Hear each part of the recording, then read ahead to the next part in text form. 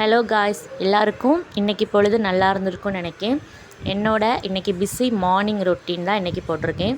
காலையில் எழுந்திரிச்சு ஒரு அடுப்பில் டீ, ஒரு அடுப்பில் சாதமும் போட்டுட்டேன். அவனுக்கு ஸ்நாக்ஸ் பாக்ஸுக்கு மொத்தம் 5 நாளும் டிஃப்ரெண்ட்டாக கொடுக்க சொல்லுவாங்க. இன்றைக்கி அவனுக்கு வெஜிடபிள்னால் ஒரு பீட்ரூட்டை ஸ்லைஸாக கட் பண்ணி லைட்டாக ஃப்ரை பண்ணிவிட்டு பெப்பரும் உப்பும் போட்டு அது ஒரு பக்கம் வச்சுட்டேன். மார்னிங் சேமியா தான், ராகி சேமியா கிண்டி. நம்ம தான் சின்ன பிள்ளைங்களாக இருக்கும்போது இந்த மாதிரி ஸ்நாக்ஸுக்கு சாட்லாம் கிடையாது. சரி, நம்ம தான் சாப்பிடல, நம்ம பிள்ளைங்களாவது கொஞ்சம் ஹெல்த்தியாக அந்த சாட் படி சாப்பிட்டுட்டுன்னு சொல்லிவிட்டு இது வரைக்கும் நான் அந்த சாட் படி தான் கொடுத்துட்ருக்கேன். இன்றைக்கி ஸ்நாக்ஸ் பாக்ஸ் அவ்வளோதான். அது கூட 2-3 ட்ரை ஃப்ரூட்ஸும் போட்டு ஸ்நாக்ஸ் பாக்ஸ் க்ளோஸ் பண்ணிட்டேன். லஞ்ச் பாக்ஸுக்கு ரொம்ப நாளாக முட்டை சாதம் கேட்டிருந்தான். அவங்க ஸ்கூலில் ஸ்நாக்ஸ்க்கு முட்டை சம்மந்தமாக எதுவும் கொடுத்துடக்கூடாதுன்னு சொல்லியிருந்தனால கொடுத்து விடாமல் இருந்தேன்.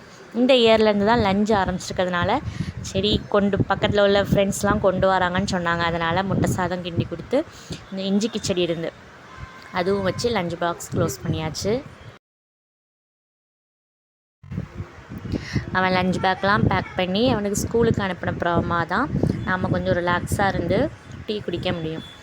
அதுக்கப்புறமா ஒரு மேங்கோ கொஞ்சம் இருந்துச்சு, அதை போட்டு ஜூஸ் குடிச்சிட்டு இருக்கும்போதே அவங்க வரும்போதே கொஞ்சம் மீன் வாங்கிட்டு வந்துட்டாங்க.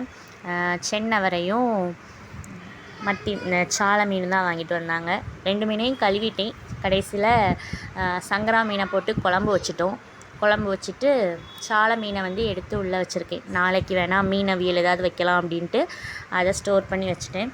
சங்கரா மீன் போட்டு தான் குழம்பு வச்சேன்.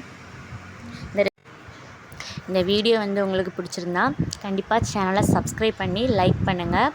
அப்போ தான் நான் போடக்கூடிய வீடியோலாம் உங்களுக்கு நோட்டிஃபிகேஷனில் வரும். தேங்க்யூ.